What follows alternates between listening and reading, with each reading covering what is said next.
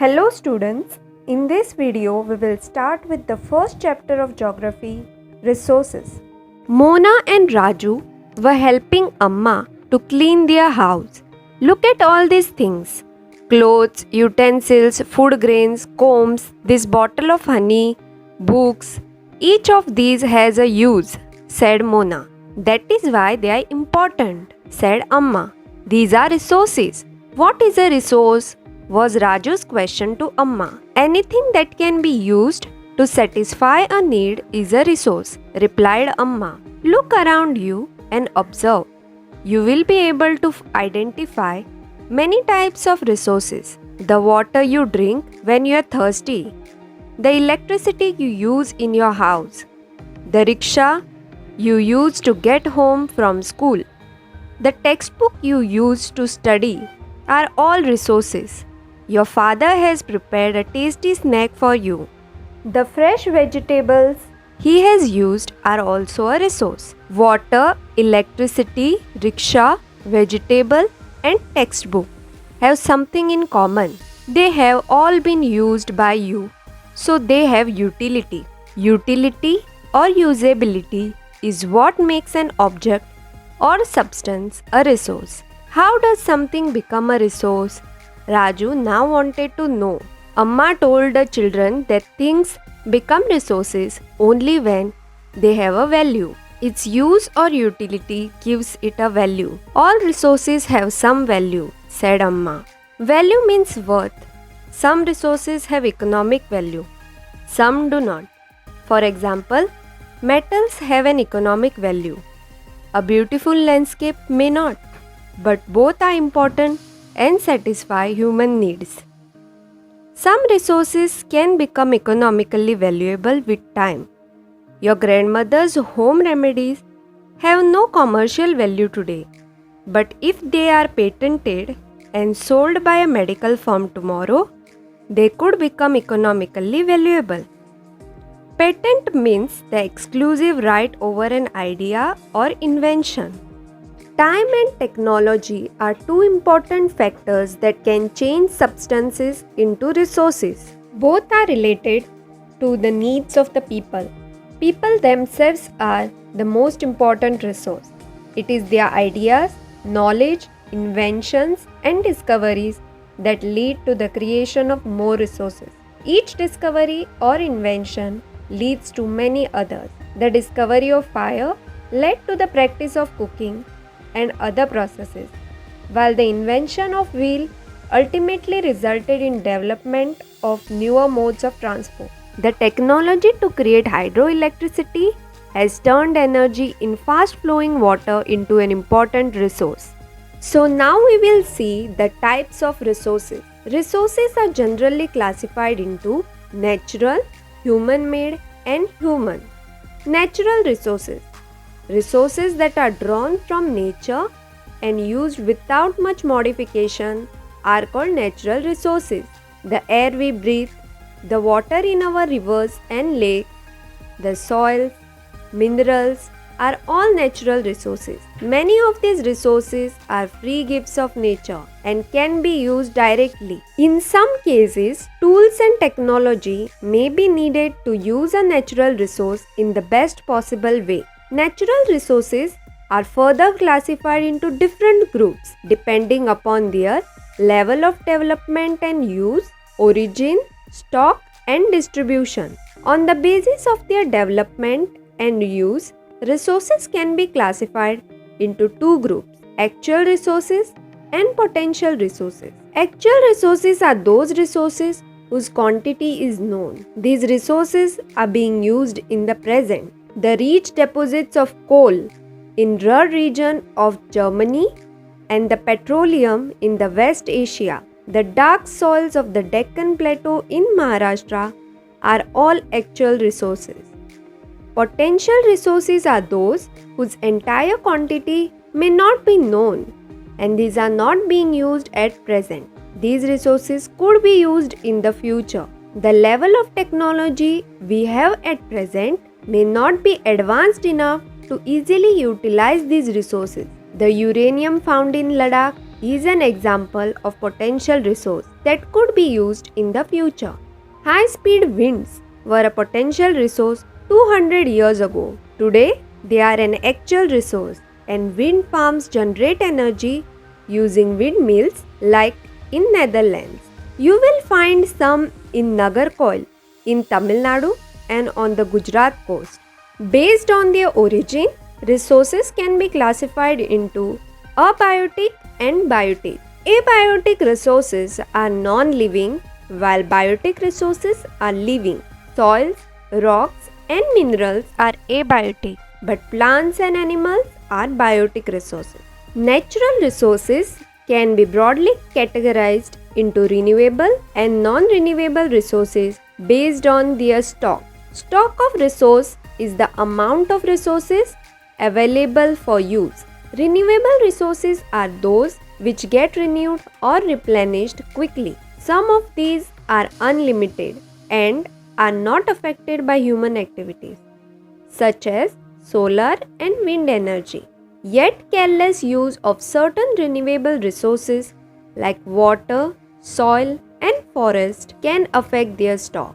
Water seems to be an unlimited renewable resource, but shortage and drying up of natural water sources is a major problem in many parts of the world today. Non-renewable resources are those which have a limited stock. Once the stocks are exhausted, it may take thousands of years to be renewed or replenished. Since this period is much more than human lifespans, such resources are considered non-renewable. Coal, petroleum, and natural gas are some examples. On the basis of their distribution, resources can be ubiquitous or localized.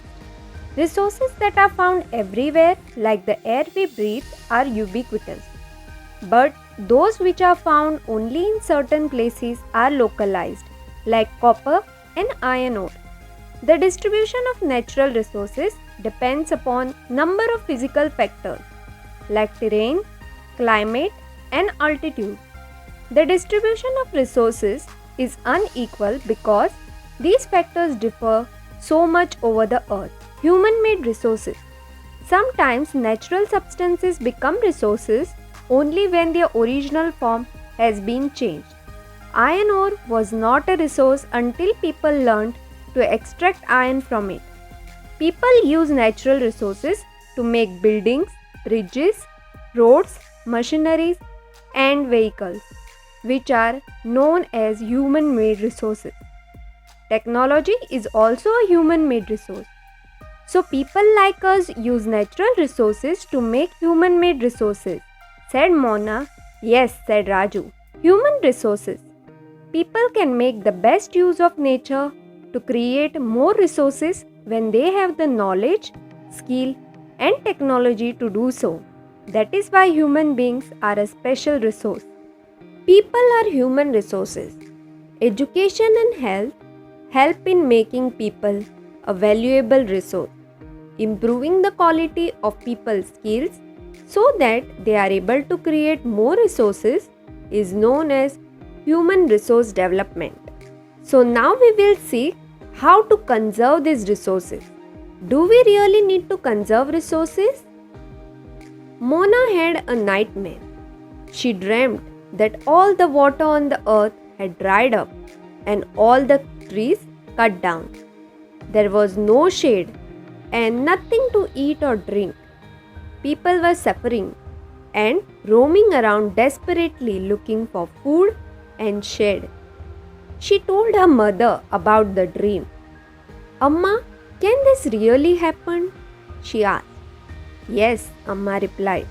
If we are not careful, then even renewable resources can become very scarce, and the non-renewable ones can definitely get exhausted. What can we do about it? Raju asked. Lots, replied Amma. Using resources carefully and giving them time to get renewed is called resource conservation. Balancing the need to use resources and also conserve them for the future is called sustainable development. Sustainable development means carefully utilizing the resources so that besides meeting the requirements of the present, also takes care of future generations. So how can we conserve our resources? There are many ways of conserving resources. Each person can contribute by reducing consumption, recycling and reusing things. Ultimately, it makes a difference because all our lives are linked. That evening, the children and their friends made packets and shopping bags out of old newspapers, discarded clothes, and baskets from bamboo sticks. We will give a few to every family we know, said Mona. After all, it is for a very good cause, said Mustafa, to save our resources and to keep our earth alive. I am going to be very careful not to waste paper, said Jessie. Many trees are cut down to make paper, she explained. I will see that electricity is not wasted in my house, shouted Mustafa. Electricity comes from water and coal. I will make sure that water is not wasted at home, said Asha. Every drop of water is precious. Together we can make a difference, chorused the children. These are some of the things Mona, Raju and their friends did. The future of our planet and its people is linked with our ability to maintain and preserve the life support system that nature provides. Therefore, it is our duty to ensure that all uses of renewable resources are sustainable. The diversity of life on the earth is conserved. The damage to natural environmental system is minimized. So now let us summarize what we learned in this chapter. What is a resource? Anything that can be used to satisfy a need is a resource. Then we saw the different types of resources. Resources are generally classified into natural, human-made and human. Natural resources are drawn from nature and used without much modification. Human-made resources. Natural substances become resources only when their original form has been changed. People use natural resources to make buildings, bridges, roads, machinery, and vehicles, which are known as human-made resources. Human resources. People themselves are human resources. Natural resources are further classified into different groups depending upon their level of development and use, origin, stock, and distribution. On the basis of their development and use, resources can be classified into actual resources and potential resources.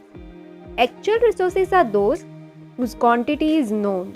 Potential resources are those whose entire quantity may not be known and these are not being used at present.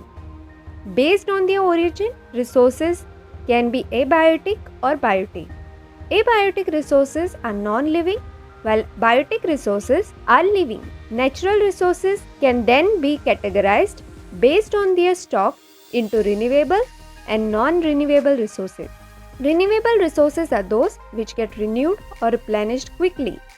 Non-renewable resources are those which have a limited stock.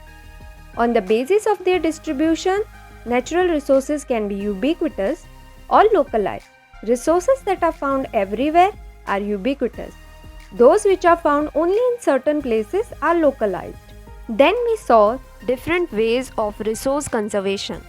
With this, we have completed our first chapter.